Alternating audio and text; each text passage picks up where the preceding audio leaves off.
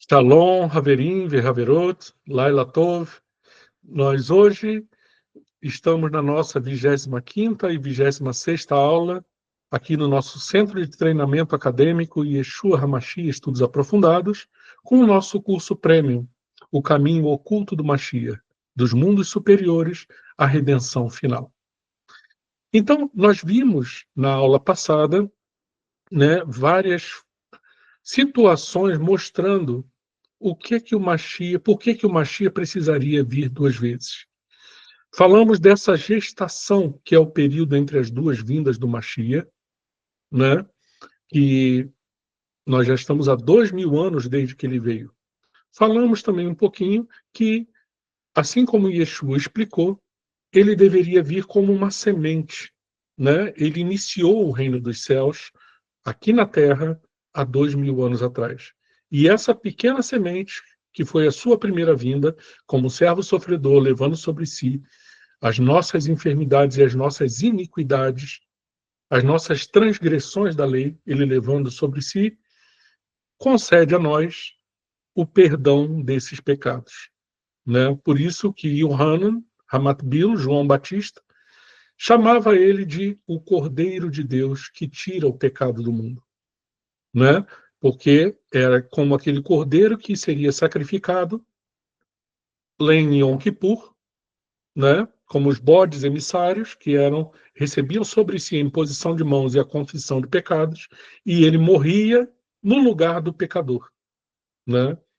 Então nós vimos isso, e nós vimos que para o reino dos céus se tornar pleno aqui na Terra, para essa tarefa monumental e cósmica, porque se trata da eliminação do mal e da morte no universo inteiro.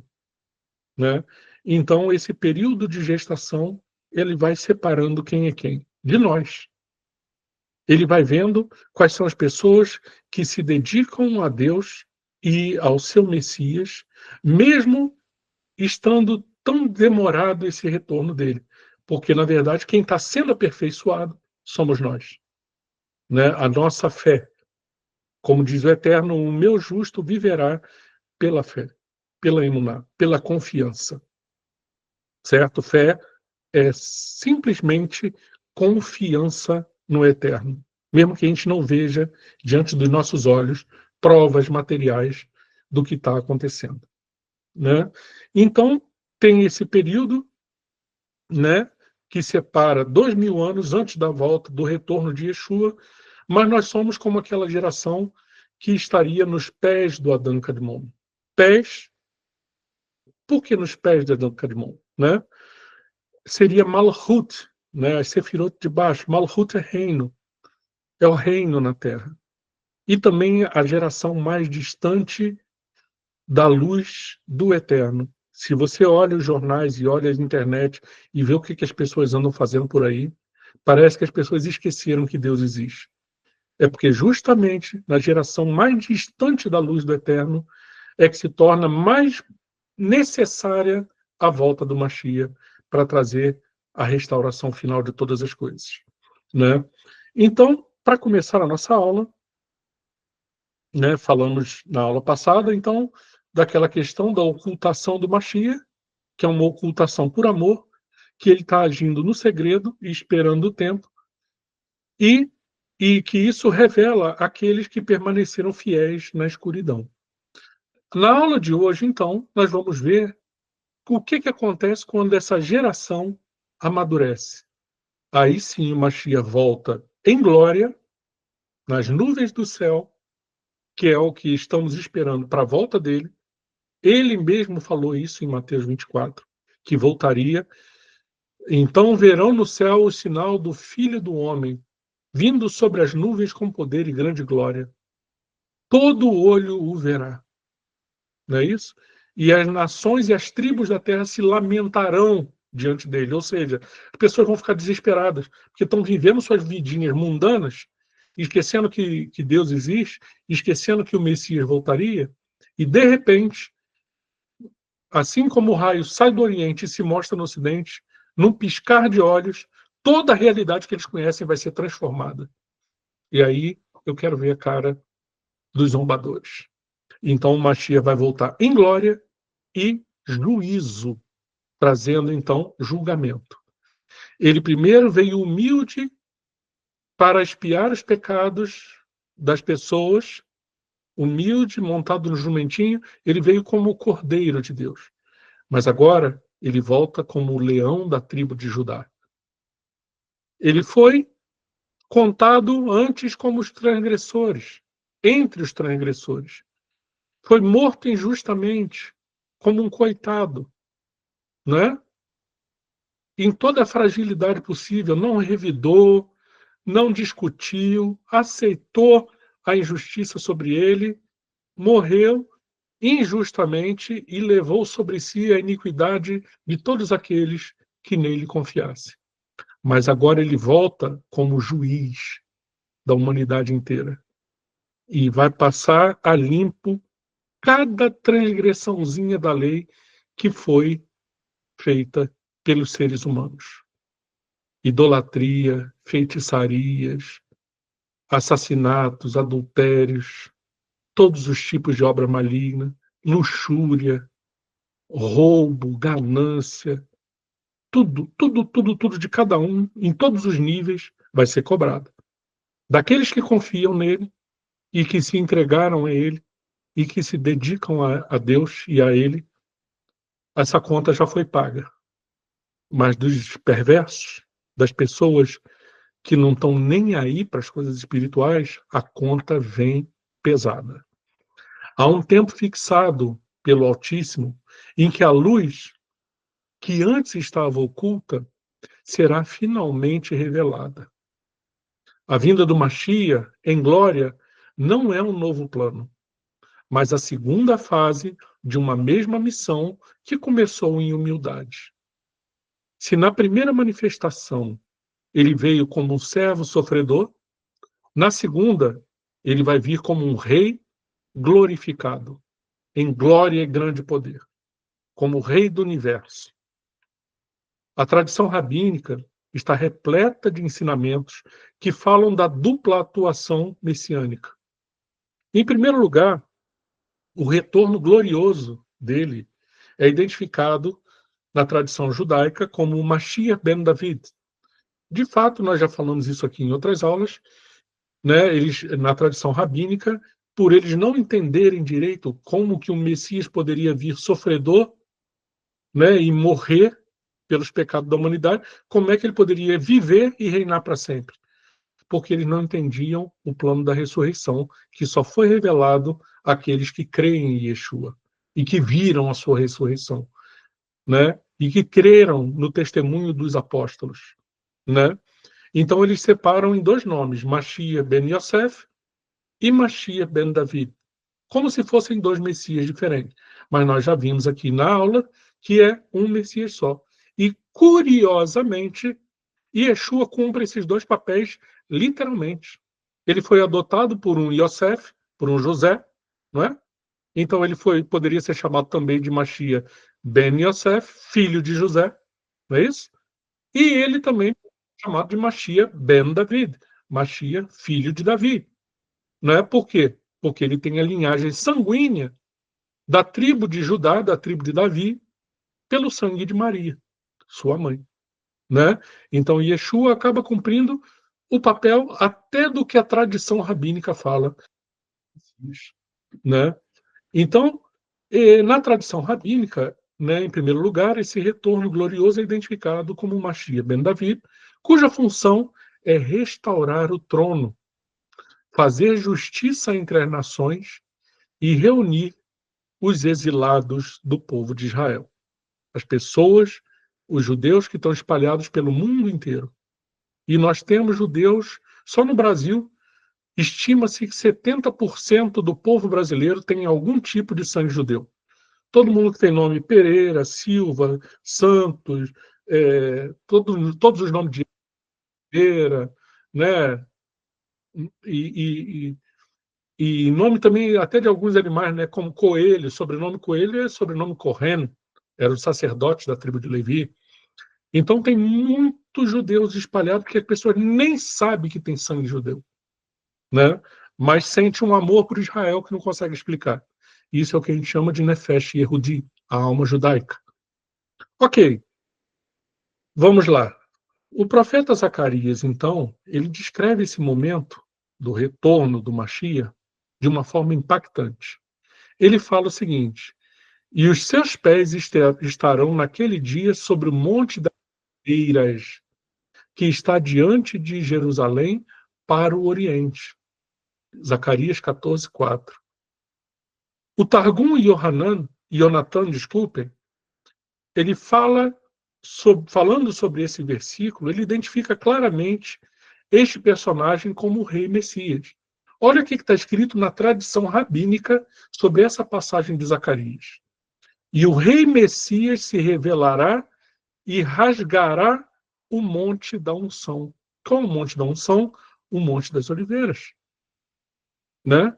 Então, a própria tradição rabínica admite que um dos primeiros lugares onde o Messias iria pisar, cumprindo a profecia de Zacarias, escrita cerca de 760 anos antes de Yeshua nascer, certo?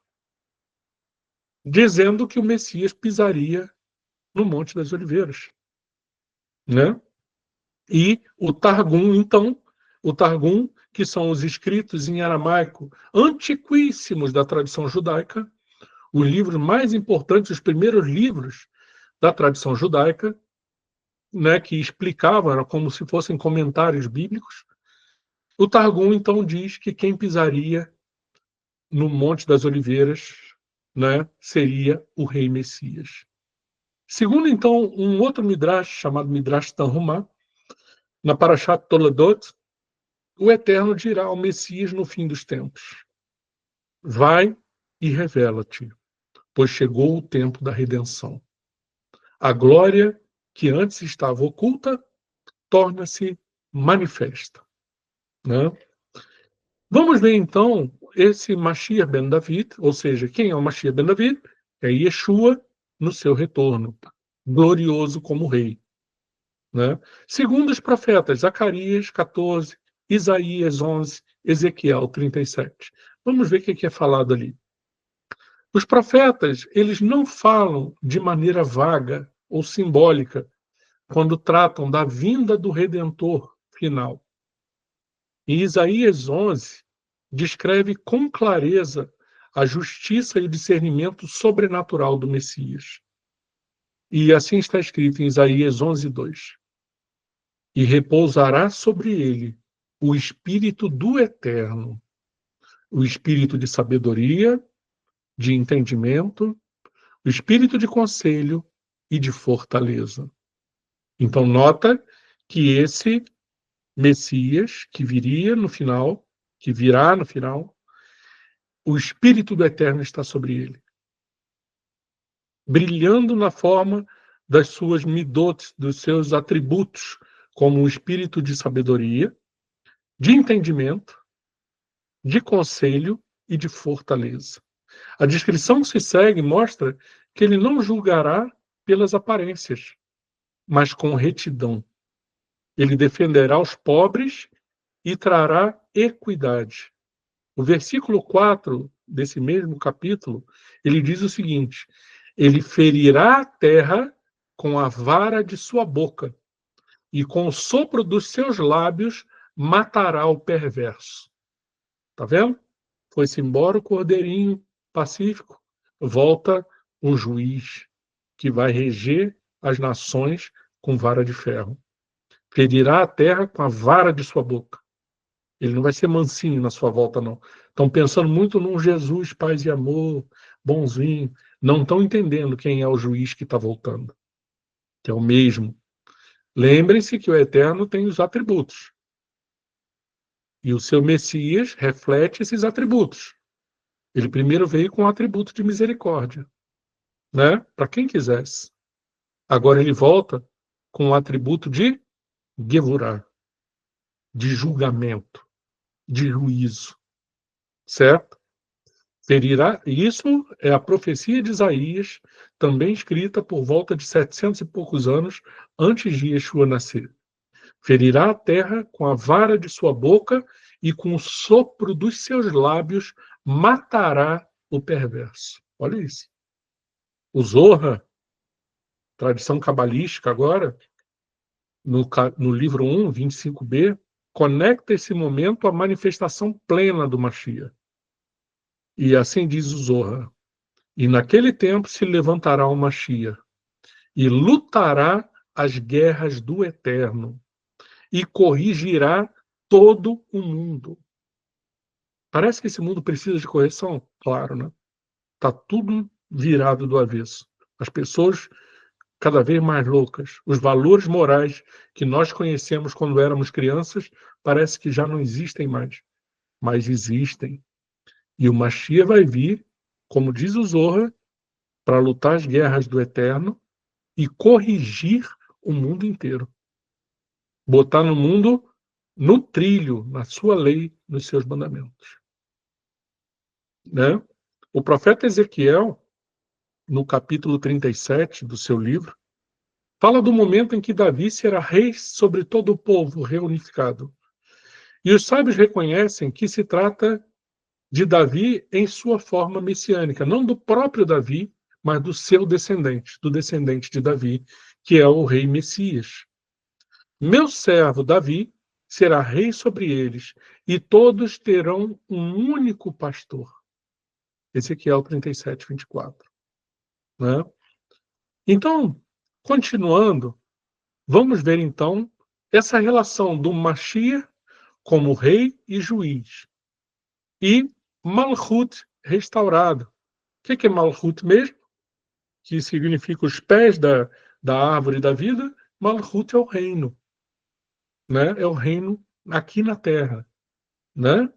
Se no exílio a Sefirá de Malchut, né, a realeza, o reino, está em queda, né, porque estamos desconectados das luzes que vêm do mundo superiores, sem a sua luz própria, né, que é assim que está o reino na Terra, na vinda final do Mashiach, ela será plenamente restaurada.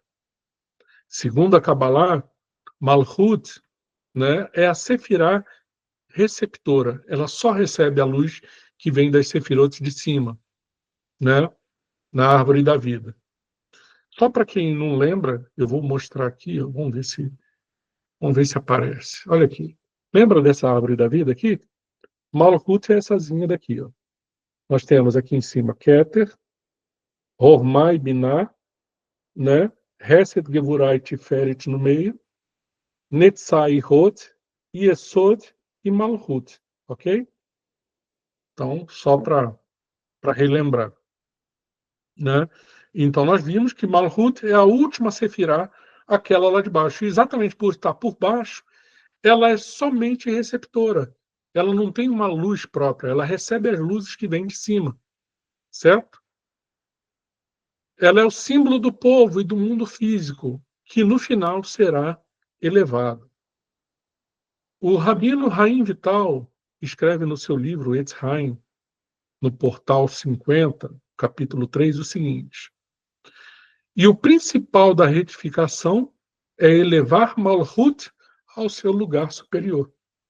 Então, essa retificação, essa correção que o Messias trará ao mundo, a missão principal é elevar o reino da terra para níveis celestiais. Como que se faz isso?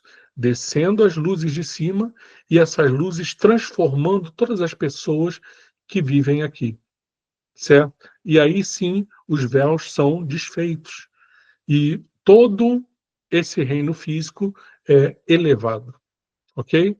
O Mashiach, então, é aquele que faz essa elevação. Ele representa a fusão entre Malchut, a humanidade redimida, e Zeir Anpin. Zeir Anpin é uma partsuf, é uma personificação dos atributos do Eterno, que é o canal das sefirot superiores, certo?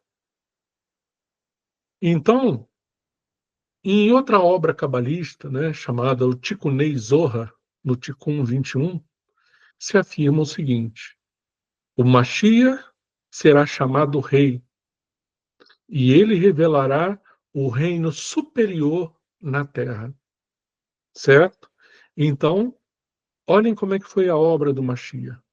Ele veio há 2000 anos, inicia na terra o reino dos céus, falando: meu reino não é desse mundo, né? Passando os valores morais que devíamos seguir, passando as instruções do Eterno, levando sobre si os nossos pecados para que pudéssemos estar aptos, né? E purificados e justificados diante do Eterno, para crescermos e desenvolvermos o reino aqui na terra.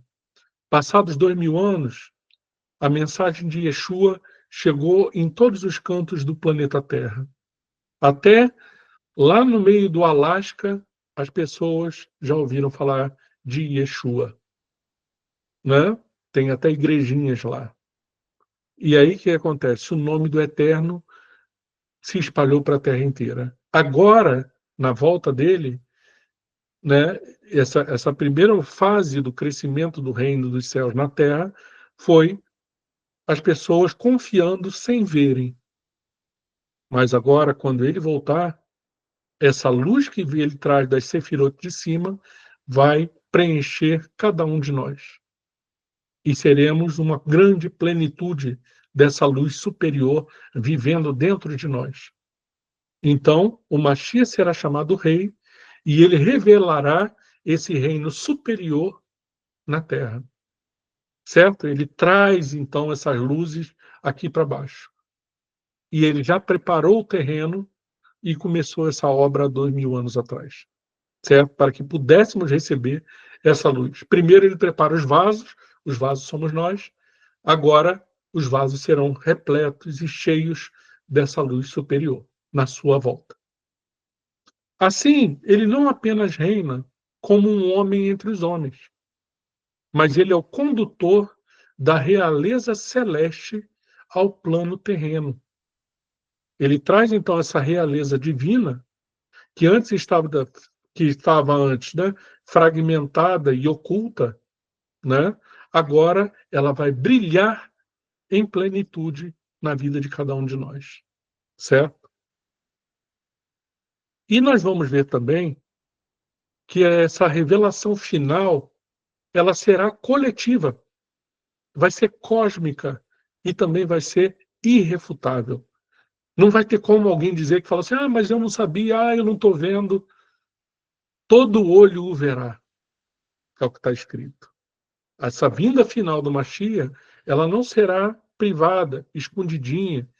Aconteceu dentro de um beco sem saída ali numa terrinha de Israel, escondidinho. Não. A segunda vinda do Mashiach não será privada. Ela não será nem localizada numa regiãozinha só. Ah, nasceu um bebê aqui que eu acho que ele é o Messias. Não vai ser assim. E também não será limitada. Ela se dará em proporções cósmicas e coletivas. Toda a humanidade, mesmo aquelas pessoas que rejeitaram a ele, reconhecerão a verdade da sua identidade messiânica. E nota que tem uma coisa escrita que é mais assustadora ainda, né, nas profecias, que o Messias, ao voltar, né, ele daria a glória primeiro aos seus servos. Essas pessoas seriam repletas da luz celestial, elas brilhariam até, cada um de nós, só para que os perversos vissem que era de verdade tudo aquilo que se falou de Yeshua. E os perversos não seriam destruídos quando ele chegasse, não. Eles ficariam para ver que tudo o que eles negaram, rejeitaram, zombaram, era tudo verdade, só para eles verem, e depois o Sheol se abre para eles. Eles são dragados para os reinos de baixo. São dragados para o lago de fogo. São dragados pela escuridão, pelas trevas, pela morte. E vão desaparecendo diante dos olhos de todo mundo, olhando e descendo. Assim como aconteceu com Korah. Lembra? Só que de uma forma muito pior. Num nível que vai ser mesclado entre o espiritual e o físico, porque os véus já vão ter sido desfeitos. Então não é simplesmente a terra que vai se abrir e engolir as pessoas. E não vai ser uma coisa repentina. Elas vão descer devagarinho, vendo que era tudo de verdade. Tudo que zombaram, tudo que escarneceram, tudo que falaram mal, tudo que negaram, tudo que recusaram, só para ver que era tudo verdade. E vão ver os justos brilhando como o sol no reino do seu Pai, como disse o próprio Yeshua. Essas pessoas resplandecerão como estrelas.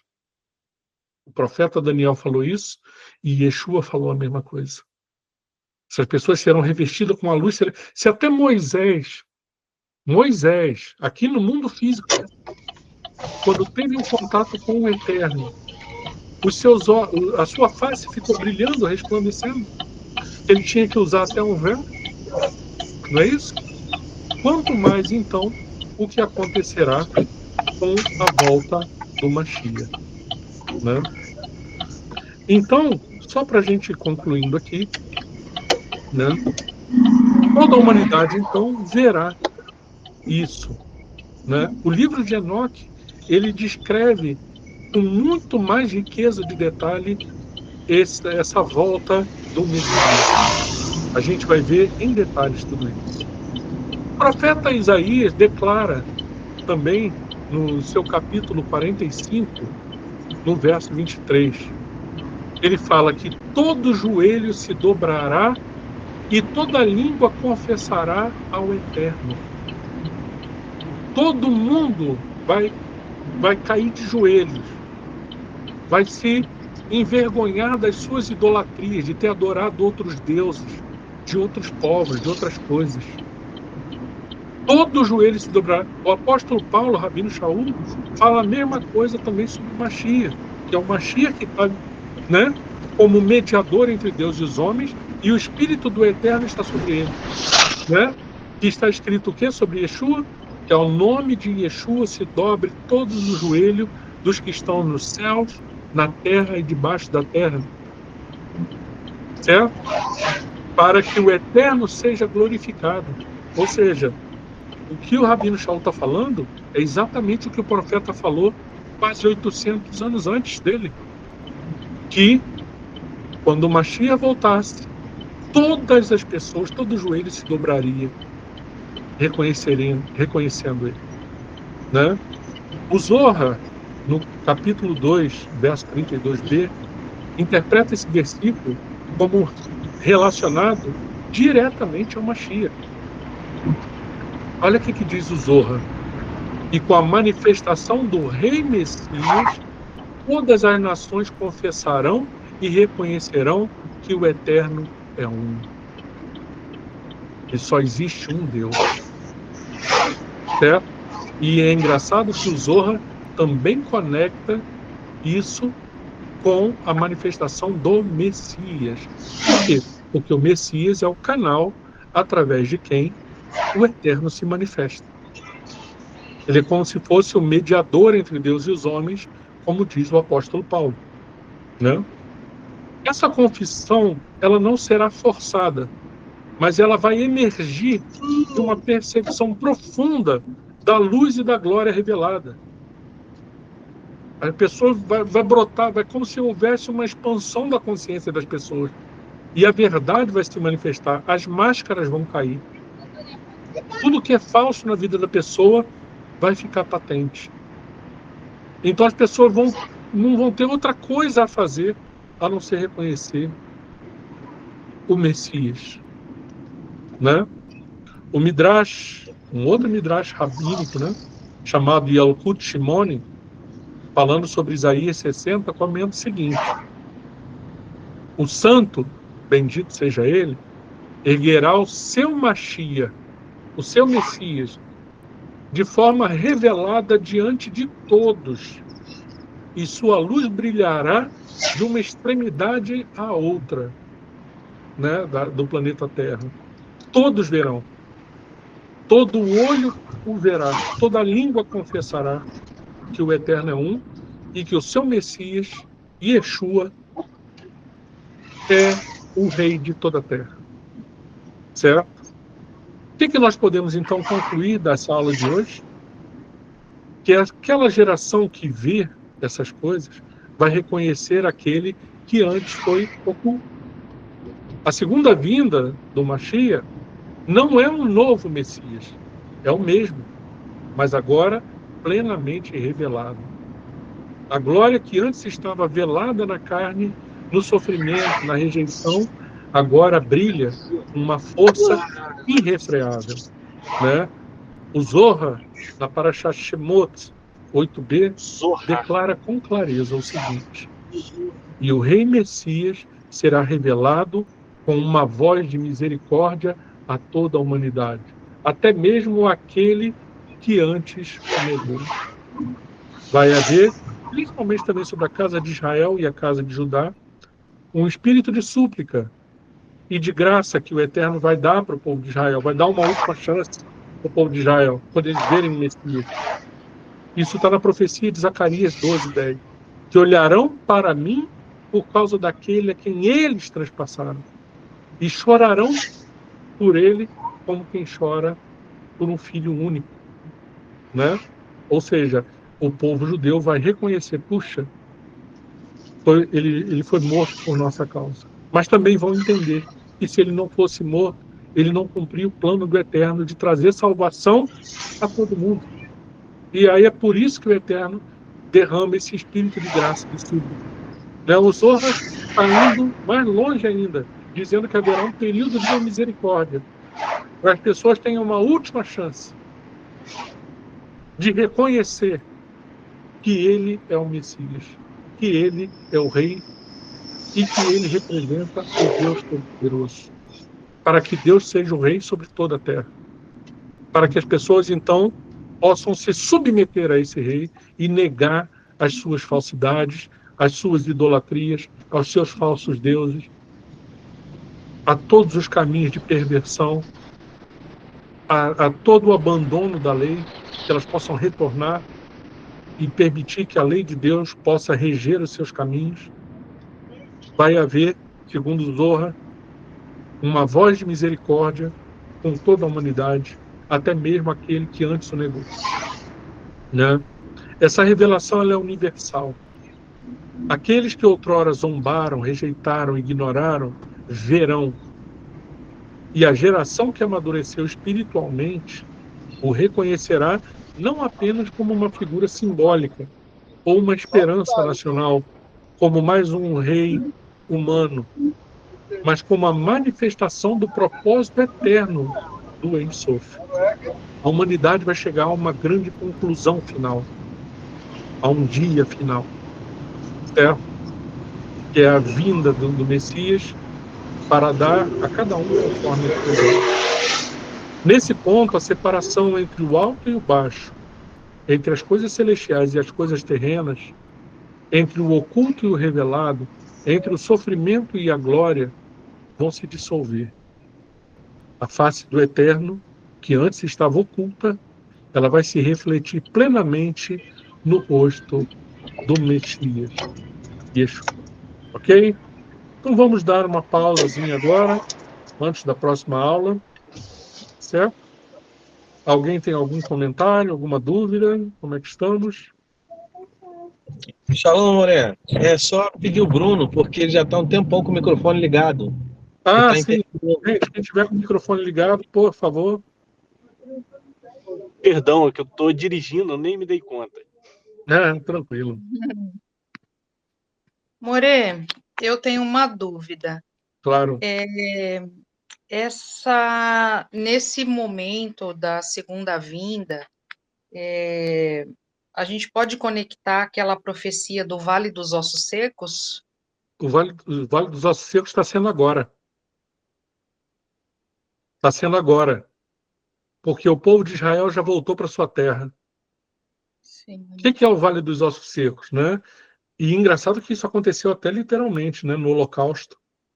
Quantos vales ali, covas comunitárias com centenas ou milhares de judeus ali foram enterrados como indigentes, não é? Mas isso tem um significado. Você vê que todo o texto judaico ele tem 4 níveis de profundidade.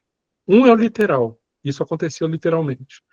Mas também tem um outro que fala do próprio povo que está morto espiritualmente. Por que morto espiritualmente? Porque se desconectou da fonte da vida. Quem é a vida? O Mashiach. A partir do momento que a casa de Israel e a casa de Judá rejeitam Yeshua, eles cortam a conexão com o próprio Eterno. E Yeshua, ele fala de uma forma muito clara. Só um minutinho, Lília, já te dou a palavra aí. Yeshua fala de forma muito clara. Quem tem o filho, tem a vida. Quem não tem o filho, não verá a vida, mas a ira de Deus sobre ele permanece. João 3,36. Yeshua falou isso. Então, o que acontece? Os que negaram Yeshua perderam aquele que paga com o sangue para a expiação dos seus pecados. E também não tem o templo para fazer expiação ritual com sacerdotes levitas. Então, essa pessoa está sem expiação do seu pecado. O que o Rabino Elia de Vidas, que viveu no século XVI, falava sobre isso? Ah, mas alguém poderia seguir a Torá e tal, né, e tentar, mesmo sem o Mashiach, tentar ser salvo. O que o Rabino Elia de Vidas vai falar? Qualquer pessoa que não reconheça que Isaías 53 falava do servo sofredor, que era o Messias, que ele pagaria o preço pela nossa expiação, essa pessoa vai ter que ela mesma arcar com seus próprios pecados diante do Eterno. E não é um ou outro pecadinho ou pecadão, não. É todos os pecados que cometeu desde que nasceu. Então, se tiver pecados ali que são pecados para a morte, está cortado. Por isso que na Brit Hadashah, Jacob ele vai falar que se alguém guarda a Torá, mas tropeça em um só pecado, se tornou transgressor de todos. Porque vira um transgressor da lei. Então, ou seja, todos. O saldo líquido disso tudo que eu estou falando é que todos precisam da expiação que o Messias fez, né? Então, é mais ou menos isso, né? O Vale dos Ossos Secos, né? Só para explicar a tua pergunta, ele vai se referir ao povo de Israel que voltou, segundo as profecias, mas estão espiritualmente mortos. Quem são aqueles, então? Quem são os profetas que estão soprando sobre ele o Espírito? Nós, que estamos levando a ele Yeshua, para que eles recebam o Ruach HaKodesh, né? Para que recebam vida, até que se cumpra o tempo final, em que o povo vai inteiro, aí se cumpre a profecia de Zacarias 12:10, que o povo inteiro vai reconhecer o Mashiach, vai olhar para ele. Olharão para mim, diz o Eterno, por causa daquele a quem eles transpassaram. Vão ver as mãos de Yeshua feridas, vão chorar sobre ele, vão entender que ele é o Messias. Ali eles vão cair no choro, e o Eterno vai derramar o espírito de graça e de súplica sobre o povo de Israel, né? E ali sim, o que o Kefa fala, né? O que era preciso para a salvação? Kefa vai explicar isso em Atos 2:38. Pedro, né, vai explicar. Cada um de vós arrependa-se dos seus pecados, seja batizado, imerso, em nome de Yeshua, para a remissão dos pecados, ou seja, ali a dívida está sendo paga, e receberão o dom do Ruach HaKodesh, o sopro, sobre o vale dos ossos secos. E aí você recebe, se reconecta com a fonte de vida, que é o Mashiach. Eu sou a ressurreição e a vida. E o Hanan, João, vai falar que ele é a vida de todo homem que vem à Terra, lá no primeiro capítulo do livro. Vou passar a palavra aqui para a Lilian. Pode falar, Lilian. Obrigada, Mori. Nada. Professor, eu tenho uma dúvida. No judaísmo messiânico fala-se sobre o arrebatamento ou de alguma outra forma? Porque eu vi que você falou sobre a forma como Yeshua vem novamente à Terra e que todo olho verá e que Então, vai aparecer em todo, né, uma questão física, cósmica, visível. isso. A questão do arrebatamento, como o cristianismo entende hoje, que seria antes da tribulação, né? Isso não é bíblico. Isso veio de uma jovem de 15 anos de idade, mais ou menos no século XVIII, e que um grupo de cristãos passou a defender essa ideia e levar adiante, e fizeram até aquele filme, né, Deixados para Trás e tal, e as pessoas iam sumindo antes, só que Yeshua diz que não será assim. Vamos ler o que o próprio Yeshua fala? Eu gosto de tirar toda a dúvida com ele. Vamos ver aqui, ó, o que Yeshua fala. Ó, só um minutinho.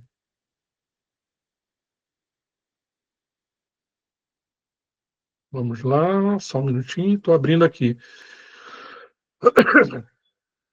Está em Mateus 24.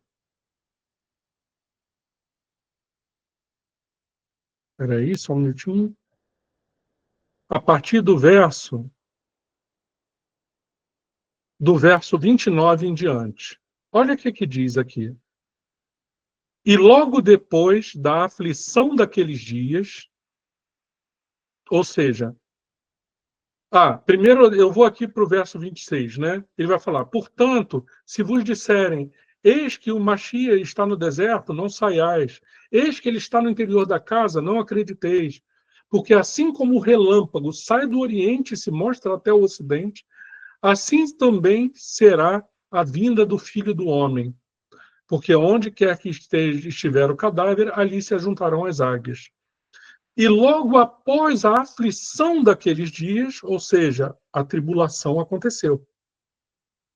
Logo após a aflição daqueles dias, o sol escurecerá, e a lua não dará sua luz, e as estrelas cairão do céu, e as potências dos céus serão abaladas. Então vai ter uma grande tribulação, né? E depois o sol vai escurecer, a lua não vai dar sua luz, as estrelas vão cair do céu e as potências dos céus serão abaladas. Então aparecerá no céu, que então significa o quê? Logo depois disso, né? E então, depois que isso tudo acontecer, logo depois disso, então aparecerá no céu o sinal do Filho do Homem, e todas as tribos da terra se lamentarão e verão o Filho do Homem vindo sobre as nuvens do céu com poder e grande glória. Ele enviará os seus anjos com rígido clamor de chofar, de trombeta, os quais ajuntarão os seus escolhidos desde os quatro ventos, ou seja, norte, sul, leste e oeste, de uma a outra extremidade dos céus. Aprendei, pois, essa parábola da figueira. Quando já os seus ramos se tornam tenros e brotam, sabeis que está próximo o verão. E igualmente vocês, quando virdes todas essas coisas, sabei que ele está próximo, às portas. Então, você vê que Yeshua, ele fala que primeiro teria uma grande tribulação. E em outra passagem ele vai falar como nunca houve desde o início da Terra até hoje, né? Ele vai falar aqui antes ainda,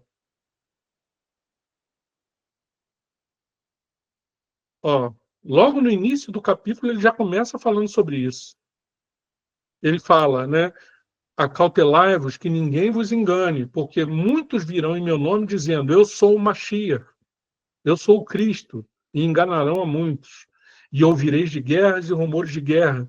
Olhai e não vos assusteis, porque é mister que tudo isso aconteça, mas ainda não é o fim. Porquanto se levantará nação contra nação e reino contra reino, e haverá fomes e pestes e terremotos em vários lugares. Mas todas essas coisas são o princípio das dores. Então vos hão de entregar para serdes atormentados, e matar-vos-ão, e sereis odiados de todas as nações por causa do meu nome. Nesse tempo, muitos serão escandalizados, e trair-se-ão uns aos outros, e uns aos outros se odiarão. E surgirão muitos falsos profetas e enganarão a muitos. E por se multiplicar a iniquidade, o que é a iniquidade? O desprezo pela lei, o amor de muitos esfriará. Mas aquele que perseverar até o fim, esse será salvo. E essa boa nova do reino será pregada em todo o mundo, né? em testemunho a todas as nações, e então virá o fim. Quando, pois, vires a abominação da desolação de que falou o profeta Daniel no lugar santo, então os que estiverem na Judéia, aí ele vai falar. Isso eu li agora no início, né? E ele vai falar no verso 21 o seguinte: porque haverá então grande aflição, como nunca houve desde o princípio do mundo até agora, e nem tampouco há de haver depois disso. E se aqueles dias não fossem abreviados, nenhuma carne se salvaria, mas por causa dos escolhidos serão abreviados aqueles dias. Então, se alguém vos disser, eis aqui o Cristo, ou ali, não lhe deis crédito, porque surgirão falsos cristos e falsos profetas, e farão tão grandes sinais e prodígios que, se possível fora, enganariam até os escolhidos. Mas eis que eu já tenho predito isso para vocês. Portanto, se vos disserem, eis que ele está no deserto, não saiais. Eis que ele está no interior da casa, não acrediteis. Porque assim como o relâmpago sai do Oriente e se mostra no Ocidente, assim também será a vinda do Filho do Homem.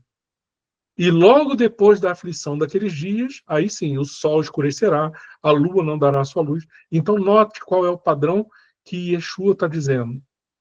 Ele diz que primeiro vai haver guerras e pestes e fomes em todo lugar. Isso não é o fim. Qual é o sinal do fim? Que o evangelho, a boa notícia de que Yeshua é o Messias e que ele é o servo sofredor que levou sobre si os nossos pecados, vai chegar em todos os lugares do planeta Terra. Quando chegar na última vilazinha, lá no meio da Antártida, que Yeshua é o Messias, então virá o fim. Vai vir, então, uma grande tribulação sobre todas as nações da Terra, né? Como nunca houve desde que a Terra é terra, desde que o mundo é mundo, e nunca também haverá depois disso, né? Uma terrível tribulação, certo? E depois disso, o sol vai escurecer, a lua não dará sua luz, né? As estrelas cairão do céu e as potências dos céus serão abaladas. E depois disso, aparecerá no céu o sinal do Filho do Homem, que virá com as nuvens, com poder e grande glória. E aí, depois disso, o Machia, o Filho do Homem, ele vai dar o sinal aos seus anjos que vão tocar o shofar, né? Com rígido clamor de trombeta, e aí sim acontece o arrebatamento, depois da tribulação. Eles vão ajuntar os escolhidos de uma a outra extremidade do céu, de norte a sul, leste a oeste. Então, essa é a visão correta, tanto do judaísmo messiânico, quanto do próprio Yeshua, porque foi ele que falou. Percebe? Então, aquela noção de que haveria um arrebatamento antes, que a igreja não iria passar pela tribulação, isso é falso. Não é isso que Yeshua está dizendo. Existem algumas discussões, né? Porque tem os pré-tribulacionistas e os pontos, né? E existe essa divisão no meio dos que creem também, né? Mas também o judaísmo ortodoxo não acredita, né? Não, por enquanto ainda não. Essa é a nossa missão, levar Yeshua para eles, né? Então é isso que tem sido a nossa tarefa, de mostrar o Machia, e também o próprio Machia vai se revelar ao povo judeu. Isso é o que está na profecia de Zacarias 12:10, né? Nos últimos dias. Ok? Então, podemos continuar com a outra aula, porque já avançamos bastante, já são quase 8 horas aqui. Tá bom? Mas vamos lá, para a segunda parte, segunda aula. Bom, gente, o que nós vamos ver agora é uma só alma em duas fases. A unidade entre o Mashiach ben Yosef, que falamos, e o Mashiach ben David, né?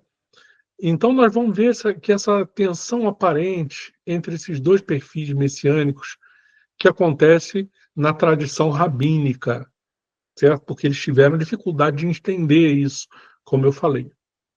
Desde os tempos do Talmud e dos primeiros Midrashim, os sábios de Israel reconheceram uma dualidade aparente nas descrições proféticas do Mashiach. Ora, o vemos, né, então, primeiro, como um rei vitorioso, que subjuga as nações e restaura Israel à sua glória. Essa era a visão que a maioria dos judeus do primeiro século tinha. Por isso que rejeitaram Yeshua. Porque no entendimento deles, eles estavam esperando um rei vitorioso, que seria um rei humano, né, que seria um Donald Trump do primeiro século, que iria, né, botar Roma no chinelo. Era a visão baixa deles. Eles não estavam alcançando o plano do Eterno. Então, eles não entenderam quando vem um nazareno, que Nazaré era um subúrbio em Israel, era uma cidadezinha pobre, inferior, financeiramente falando, né? Que vem ali o Messias, se dizendo Messias, com pouca força, não tinha exército, não tinha nada. Então a classe farisaica rejeitou ele, porque tinha o entendimento que o Messias seria um líder humano poderoso, como o rei Davi, que ia subjugar os impérios da terra. Então, eles não tiveram um alcance mental, espiritual, para entender o que o Eterno estava fazendo. E muito disso se perpetuou na própria tradição rabínica. E até os dias de hoje, tem muitos rabinos ortodoxos que estão pensando que o Messias que está vindo é só um líder político poderosíssimo que vai ser o cara que vai dominar o mundo inteiro, né? Como um rei humano só. Né? Essa é a visão equivocada que os cabalistas então explicaram, porque os cabalistas analisavam as profecias e eles viam o nível sod, o nível mais profundo, o nível espiritual, enquanto que a maioria da tradição rabínica estava olhando para o nível peshat, para o nível literal, para o pé da letra, para o contexto do dia a dia da vida deles, certo? Então, ora vemos o Messias, né, como um rei vitorioso que subjuga as nações e restaura Israel à sua glória. Era só nisso que os judeus do primeiro século estavam pensando, e muitos rabinos ortodoxos até hoje continuam pensando assim. Ora, encontramos como um servo humilhado, sofrendo pelos pecados do povo e rejeitado pelos seus. Como harmonizar essas duas faces tão distintas, né? Então, o Talmud, no Tratado de Sukkah, 52a, comenta o seguinte: a terra se entristecerá e descansará da guerra. Estes são os dias do Mashiach ben Yosef, que será morto. Então, eles identificavam que teria que vir um Messias que seria morto, né, que levaria sobre si os pecados do povo de Israel. Eles só não estavam conectando que era a mesma pessoa. Isso está no Tratado de Sukkah 52a. Aqui vemos claramente que os rabinos distinguiram o Mashiach ben Yosef, o servo sofredor e guerreiro, que morre, e separaram ele do Mashiach ben David, o que seria o rei vitorioso que reinará para sempre. Mas você vê que todas as profecias já estavam falando isso, né, gente? Que ele seria o mesmo Messias, teria um reino que seria para sempre. Ora, isso não faz sentido nem na lógica humana deles. Porque se eles estavam esperando um rei humano que ia governar sobre toda a terra, dando a antiga glória de Davi para Israel, como é que esse reino ia durar para sempre? Que humano vive para sempre? Eles não atinaram para a grandeza do plano do Eterno. Que esse Mashiach, ele não era desse plano de Asiá, ele não era desse plano da criação. Ele teve que vir da fonte, da onde a vida é eterna, certo? Então, mas que voltando, né? Eles não sabiam, né? Eles distinguiram entre esses dois Meshichim, entre esses dois Messias, né? Um sofredor e o que reinaria para sempre. Mas será que se trata de duas pessoas distintas? Ou duas manifestações de uma mesma alma em momentos distintos do plano divino, né? O que vai aparecer aqui no Tratado de Kol HaTor, né? ele mostra nesse tratado que o Mashiach Ben Yosef prepara e o Ben David completa. Há um ensinamento clássico, né, que melhor sistematiza essa distinção, é encontrado no livro Kol HaTor, atribuído ao discípulo direto do Gaon de Vilna, o rabino Hillel Rivlin de Shlok. Segundo ele, o Mashiach Ben Yosef vem primeiro para preparar o caminho da redenção e combater os inimigos espirituais, enquanto Ben David ele vem para completar, reinar e unificar, né? Então, olha o que diz no capítulo 2 do Kol HaTor. A função do Mashiach Ben Yosef é guerrear contra os inimigos de Israel, reunir os dispersos, reconstruir Jerusalém, fortalecer a Torá e preparar aquele que virá após ele, o Mashiach Ben David. Neste ensinamento, vemos claramente uma sequência intencional. Um prepara e o outro completa. Não são oponentes, mas colaboradores celestiais no mesmo projeto redentor. Mas escapou para eles a verdade. O que eles não estavam entendendo é que se trata da mesma pessoa. Porque justamente aquele que morreu de forma tão humilhante, ele tinha que ser também glorificado. Ele tinha que receber a retribuição pela sua grande obra de justiça. Isso está profetizado até em Isaías 53, no finalzinho, que o Eterno faria, depois que ele oferece a sua vida como expiação pelo pecado do povo, é o que diz Isaías 53, e que oferece, derrama a sua alma na morte, o Eterno, então, prolongará os seus dias. Mas peraí, como assim prolongará os seus dias? Ele não morreu? Eles não entenderam a profecia, certo? Na própria profecia está dizendo que ele está vivo depois que ele morreu. O Eterno prolongará os seus dias, e ele verá a obra que ele fez e ficará satisfeito. E o Eterno repartirá com ele os despojos da guerra. Né? O que é os despojos? Né? Repartirá com ele o despojo dos poderosos. Ou seja, está falando que o Eterno vai cobrir ele de honras, de glórias, depois que ele já foi morto. Então, a tradição rabínica que rejeitou a Yeshua não enxergou o que aconteceu. E o Eterno, com a morte de Yeshua, faz uma coisa tremenda na história da humanidade. Faz aquele homem ressuscitar dos mortos. Isso nunca havia acontecido na história da humanidade.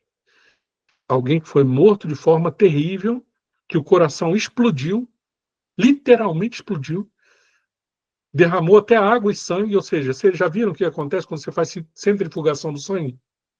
Né? Que separa os glóbulos vermelhos do plasma, que é branco. Isso só acontece com o sangue que já está morto. Então, quando Yeshua é furado do lado, derrama primeiro a água, plasma, depois o sangue, que são as hemácias. Prova maior de que ele não tinha um sangue arterial vivo ali nutrindo ele já estava morto. E aquele que morreu ressuscitou dos mortos ao terceiro dia. Nunca aconteceu isso com nenhum outro ser humano. Esse é o selo de aprovação do Eterno. Isso foi testemunhado por mais de 500 pessoas. Depois essas 500 pessoas viram Yeshua subindo aos céus.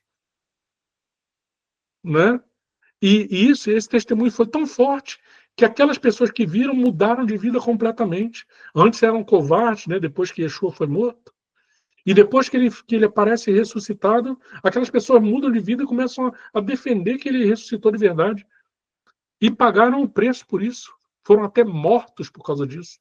Todos os seguidores de Yeshua, os 12 discípulos, mortos. Alguém morreria por causa de uma mentira? Que sabe que é mentira? Você defenderia uma mentira a tal ponto de que se te botassem para negar essa mentira, você daria a sua vida? Se soubesse que aquilo é uma mentira? Mas se aquilo é uma verdade, você daria a sua vida. Porque você saberia que aquele que morreu e ressuscitou te prometeu a vida eterna. Então essa vida daqui na Terra para você já não importava mais tanto. Então, se te falasse assim, olha, eu vou te matar se você não negar isso que você está dizendo. Ele falou assim, meu amigo, pode me matar à vontade, eu já sei, eu sei em quem eu tenho crido, eu estou seguro, eu confio que eu tenho a vida eterna. Vamos lá. Por isso que os seguidores de Yeshua morriam cantando no Coliseu de Roma, enquanto os leões estavam devorando suas famílias, devorando as crianças, devorando os pais e as mães. Em vez de ficarem apavorados com o que estava acontecendo, eles morriam cantando. Porque eles já sabiam para onde que eles estavam indo. O mundo de cima já se abriu para eles. Eles já estavam na vida eterna. Isso aqui já nem importava mais. Então, esse Mashiach que ressuscitou, o Eterno botou isso como um sinal na história da humanidade, atestada por historiadores, paleografistas, arqueólogos, que confirmam que aquele Yeshua de Nazaré ressuscitou dos mortos. Então, aquele papo todo metafísico, né, espiritual, cabalístico, se cumpre e entra no calendário da história da humanidade como uma mudança na história, para todo aquele que nele crê. Percebe? O povo de Israel que rejeitou Yeshua, que esperava um Messias guerreiro, que fosse um presidente fortão, só humano, que tinha uma visão só mundana das coisas, pensando que ia vir um rei igual Davi, que não entenderam e não enxergaram o papel do servo sofredor, eles ficaram, então, cegos para o Mashiach. Mas nós, seguidores do Mashiach, somos os testemunhas dessa verdade que mudou a história da humanidade. Mudou a tal ponto que hoje nós estamos no ano de 2025, depois de Yeshua. Olha isso, mudou até a data do planeta Terra ocidental, né? De tão importante que foi Yeshua. Então, gente, o que aconteceu, né, é que na tradição judaica é mais difícil esse entendimento. Eles não conseguiram concatenar a ideia da ressurreição e separaram em dois Messias. Messias Ben Yosef, que seria um servo sofredor, aí criam algumas histórias sobre ele, que iria guerrear com os inimigos e tal, mas na verdade Yeshua guerreou, mas contra inimigos espirituais, as hostes das trevas, né? E reunir os dispersos, e ele tem reunido, olha quantos de nós, né, recebemos o testemunho dele, né, e fortalecer a Torá, e preparando o caminho para aquele que viria depois dele, ou seja, ele mesmo, o Filho do Homem, na sua volta. Certo?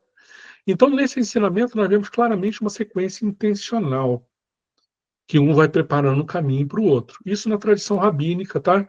Que é uma visão diferente da nossa, ok?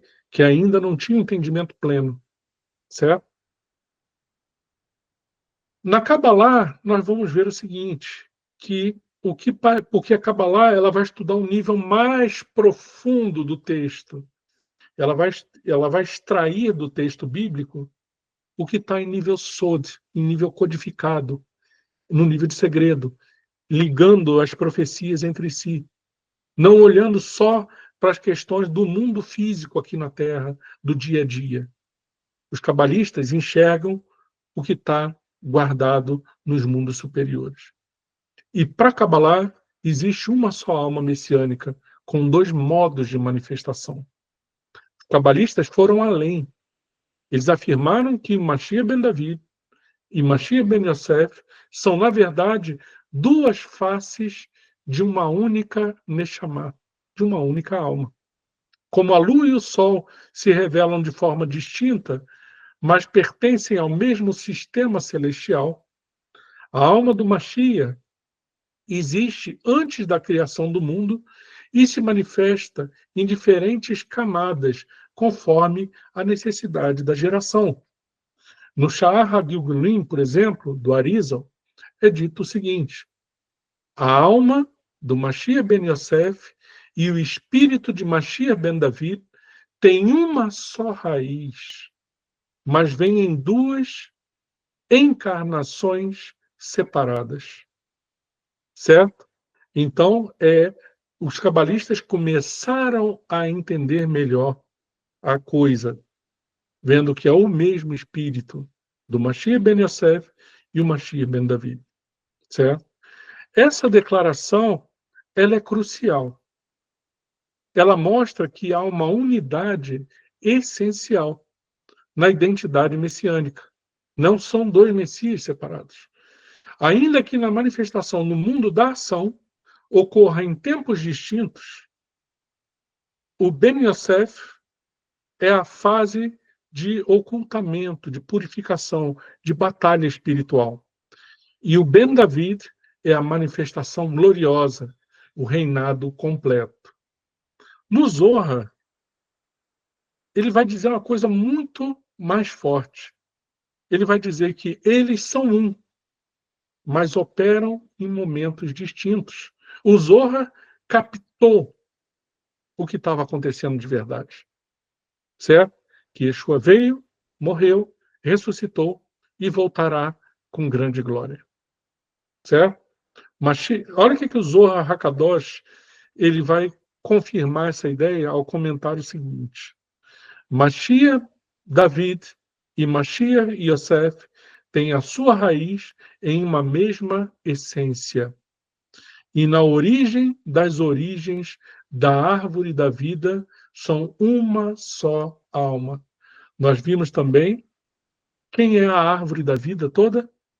É o Adão Kadmon, o homem primordial, que é o próprio Mashiach. Esse é o espírito central, a origem das origens de todo o universo. Essa alma central do Mashiach, do Adão Kadmon, ele é a raiz e a mesma essência de Yeshua em sua primeira vinda e Yeshua na sua volta. É a mesma pessoa, é o mesmo ser. O Zohar confirma isso. Isso está no Zohar, volume 3, 153b. Então, segundo Zohar, ambos são expressões da Neshama Haklalit, a alma coletiva, que encarna o propósito redentor desde o início da criação. Em um tempo, ela se mostra na dor e no silêncio, e em outro tempo, vai se mostrar na majestade e no trono. E quais são as implicações profundas disso? Né? Vamos ver aqui o que temos sobre a cruz e a coroa, fazendo parte da mesma missão redentora. Né? Essa unidade profunda entre as duas manifestações tem implicações teológicas, espirituais e existenciais profundas. A dor do Mashiach ben Yosef, né, de Yeshua, quando ele veio, a sua rejeição, as suas feridas, a entrega voluntária que ele fez, não é um fracasso, mas sim a fundação espiritual que permite o reinado pleno do Mashiach ben David no futuro. Ele teve que passar por isso para trazer luz e salvação e expiação para cada um de nós. No Midrash Pesikta Rabat, no capítulo 36, nós vamos ver a seguinte declaração. Disse o santo, bendito seja ele, ao Mashiach: meu filho, neste mundo tu sofrerás, mas no mundo por vir tu reinarás. Olha o que diz o Midrash aqui. O Eterno falando para o seu filho, para o Mashiach. Nesse mundo tu sofrerás, mas no mundo por vir tu reinarás. Mostrando que é o mesmo. Certo? O mesmo filho. O sofrimento e o reinado não se excluem. Ao contrário, se completam. A cruz não nega a coroa. A dor não anula a glória. O Mashiach não falhou ao ser rejeitado. Ele cumpriu a parte mais profunda da sua missão. Descer ao mais baixo para redimir o mais perdido. E o que nós podemos concluir disso tudo? Que existem duas fases, mas um só ungido, um só Messias, um só Yeshua. Então, nós vamos encerrar essa aula com a consciência de que a aparente dualidade messiânica é, na verdade, uma unidade dinâmica. O mesmo ungido que foi desprezado e humilhado retornará em glória e juízo. O mesmo que chorou sobre Jerusalém reinará sobre Sião.